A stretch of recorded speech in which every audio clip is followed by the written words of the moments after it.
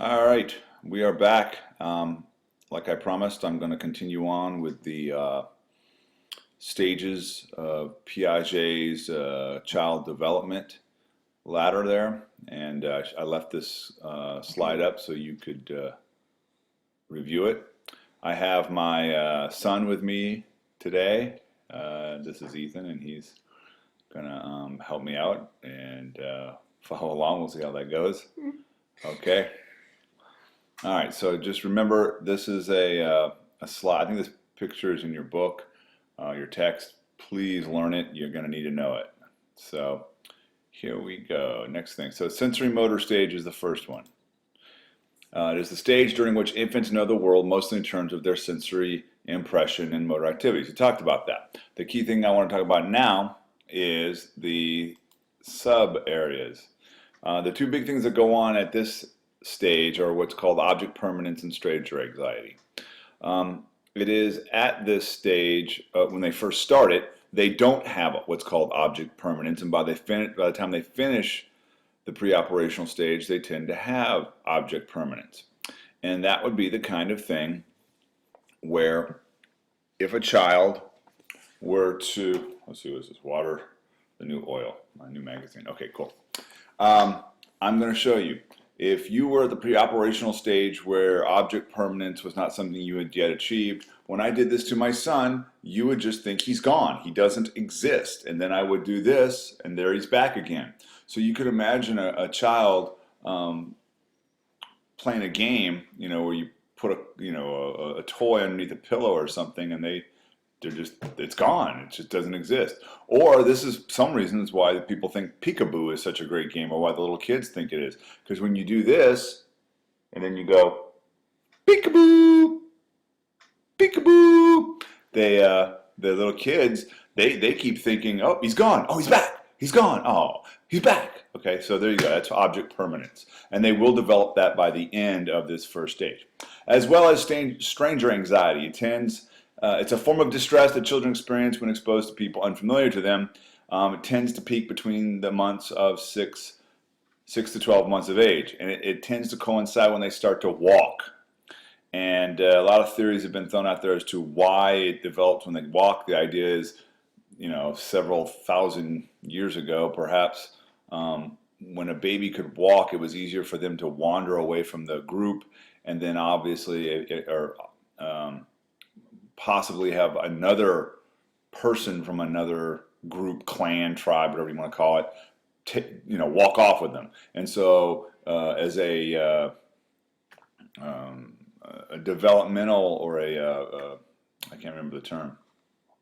Sorry, as an evolutionary development, children develop stranger anxiety, so they wouldn't possibly be absconded with. That's just a theory, and like I said, there's several theories, but basically, if you've ever noticed, when you have a kid that's just starting to walk and somebody comes to the front door, ding dong, the doorbell rings, and you open the front door and you say hi to your friends who you're very friendly with, and then all of a sudden you realize standing behind you will be your child, like right behind your leg. I mean, just holding on to it and just peeking out like, hey, what's going on over there, Dad? Who is this? Should I be afraid? Should I not? Should I run away? And that's kind of what's going through their mind, is they're not sure. Even though you're not giving off any vibes of fear, they just instinctively fear those that are new to them.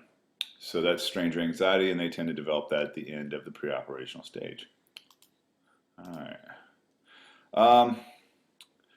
And here you got the baby. This is just another example of baby mathematics. Basically, it just shows the two bears where a baby, as they develop through this stage, they'll start to notice that the math doesn't add up. They'll start to get better. Not that they can do math, but they'll see that that two bears existed.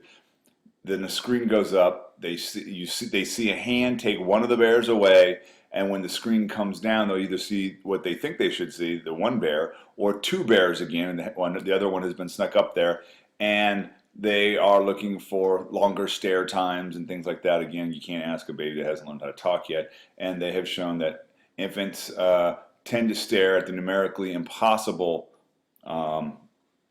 feat longer. So as an indication that something's going on in there besides just, the... All right, next stage. You following along? You all right? Yeah. Okay, all right. You have no idea what I'm talking about, do you? Not a clue. Okay, cool. All right, you learn something new every day here. Yeah. All right. Pre-operational stage. Now, what did I say? Oh, that was sensory motor stage. I might have said pre-operational several times. I'm sorry. I meant sensory motor. All right, so now we're at pre-operational stage, during which a child learns to use language but does not yet comprehend mental operations of concrete logic. So they start learning to talk. Okay? That's good. And that's good, yes. To you, not to the parents so much. Oh, really? Yeah, okay. And they don't understand mental operation of concrete logic. They'll develop this by the end of this stage. And concrete logic is being able to manipulate things. Something that's concrete, for instance, is here's my phone. Okay, it's concrete. It exists. And so as kids get older, they'll be able to deal with objects and things in their mind, manipulate them in their mind if they can see them and they truly exist. They're not to a state yet where they can think about things that don't exist. Okay. And here are some subcategories. They begin to deal with pretend play. They use their imaginations for symbolic play, or they might use I'm just throwing out ideas here, like a small broom and hop over it, and they might pretend it's a horse. Okay. Obviously, at a very small age, they can't really ride a horse, but they want to, so they use their imaginations to ride a horse. Like imaginary friends. Sounds like Imaginary that. friends. There you go. Good. As they progress to this stage, their pretend play will become more developed and will tend to involve more people. At the beginning, they're very much by themselves. They're self-sufficient. They will play by themselves. You could put a couple of kids who are all at this stage in the room together with toys, and it's kind of fascinating to watch. None of them are playing with each other. They're all playing with the toys, but they're not playing with each other. And that develops throughout this stage. And the reason they don't play with each other is, one of the reasons is egocentrism. And this is the inability of the pre-operational child to take another's point of view. This is where, if you have a picture, for instance, they can't understand that somebody else would have their own ideas, but definitely an example of this would be if I have a picture here, and that's not a bad idea because it's got pictures on both sides. Hold on, I'll be right back. All right, here's the example I would give you for egocentrism. A kid might say, Daddy, look at my picture, look at my picture. You say, well, let me see it. And they'll hold it up and they'll say, see, isn't it pretty? Because to them, they can see the picture. They can see it right here. This side they can see. And so they're thinking, well, I can see it, so everybody else over here can see it. And that's not the case. Okay? And by the way, this just happens to be a wonderful picture of my family at Busch Gardens. Okay? All right.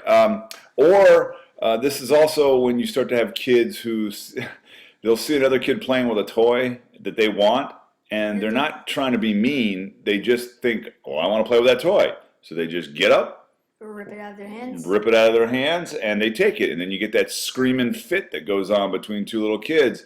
And then you get the parents trying to explain to the little kid that took it that you can't do that, you can't do that. And you can explain it, and you want to educate them, but if they're not to the right stage, they're not going to understand that. They'll just keep doing it. Yeah. All right. Then you also have language development. Again, I started talking about that. They're going to move from throughout the stage from basically one-syllable words to actually they'll start working on sentences by the end of it. But they're not really sentences like what I'm using right now.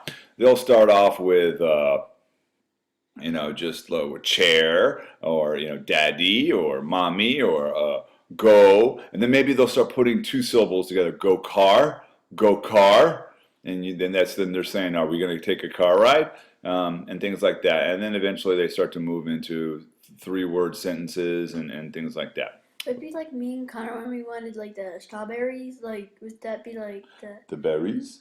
Yeah. Berries. Yes, I already gave them that example earlier. So yes, berries. Yes, I never knew what the heck you wanted. All right. Yeah. All right. Now, once they're at the end of this stage, they develop what's known as the theory of mind. Okay? They understand that people have ideas of their own. Extremely important for group play. You can't play in groups if you're not willing to go, hey, I got this idea, let's do this. And then somebody else says, yeah, but I don't want to do that, I want to do something different. If you can't get that, you're not going to be able to play with other kids. Okay? And you'll see that in stages of children. Okay? Basically, you can't work in groups. Right, right. Which is very bad if you are doing a group activity. Well, these are little kids. They're not fourth graders. Yeah, but like I'm just saying, like if you never learn to develop that ability, which probably everyone has, then you To can't. some extent, but there are some people who actually have trouble with that at times. You're right. That is a problem. Some people will have a trouble with theory of mind. This is the second part of this. Children's improving ability to tease and persuade stem from a growing ability to empathize with others. So this is also a part of the when you'll start to see kids joke. It's amazing when you think about the psychology of jokes. You can't joke with somebody until you can put yourself in their shoes.